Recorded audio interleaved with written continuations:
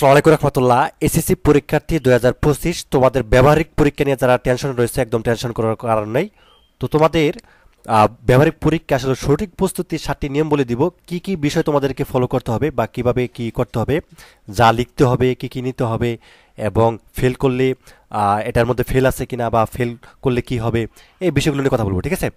আচ্ছা, এখানে তোমাদেরকে যে বিষয়গুলো তোমরা তো জানো, বিজ্ঞানে যা হচ্ছে মানবিক একর সাথে কমার্সে যারা রয়েছে, তো কারো হয়তো বা তথ্য যোগাযোগ প্রযুক্তি, পদার্থবিজ্ঞান, রসায়ন, জীববিজ্ঞান, ঠিক আছে, উচ্চতর গণিত, কৃষি শিক্ষা, গার্হস্থ্য বিজ্ঞান থাকতে পারে, চারুকলা থাকতে পারে, ঠিক আছে, সঙ্গীত, এই বিষয়গুলো থাকতে পারে।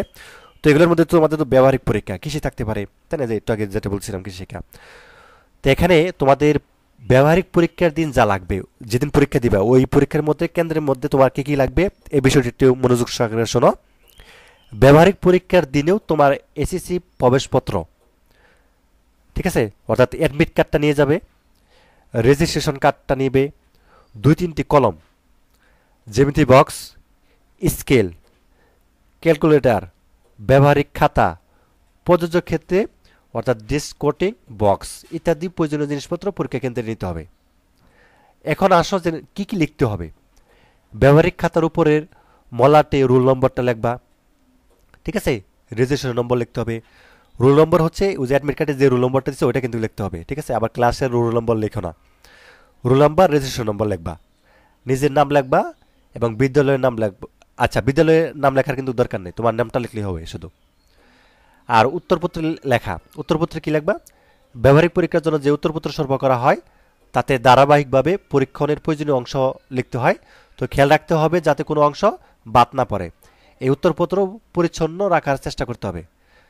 আর লটারি হবে, প্রশ্নে উল্লিখিত পরীক্ষণ হতে পরীক্ষার্থীদের মাঝে সাধারণত লটারির মাধ্যমে পরীক্ষা নির্ধারিত হয়, মানে কয়েকটি প্রশ্নতে থাকে, লটারির মাধ্যমে যার যেটা পড়ে ওটা লিখতে হয় আর কি। আর মৌখিক পরীক্ষা, ব্যবহারিক পরীক্ষার একটা গুরুত্বপূর্ণ অংশ হচ্ছে মৌখিক পরীক্ষা। হয়তো বা তোমাকে বলতে পারে যে বিজ্ঞান বানান করো, বা হচ্ছে বলতে পারে যে যে কোনো একটা প্রশ্ন জিজ্ঞাসা করতে পারে। এই একটু বেসিক কিছু তোমার নলেজ যেন থাকে। হাতে কলমে কাজ, ব্যবহারিক পরীক্ষণের হাতে কলমে কাজ করার মাধ্যমে উত্তরপত্র লিখতে হয়। তো প্রতিটি পরীক্ষণের জন্য আলাদা আলাদা অংশে আলাদা নম্বর বরাদ্দ থাকে। সেদিক দিয়ে বিশেষ খেয়াল রাখতে হবে কোনো অংশের নম্বর যেন বাদ না পড়ে। আর জেনে নাও নম্বর বন্টন, এই যে পরীক্ষাগুলো আছে এগুলো সবগুলো হচ্ছে কি 25 নম্বরের পরীক্ষা। এই 25 নম্বর আবার বিভিন্ন অংশে ভাগ করা হয়, ঠিক আছে।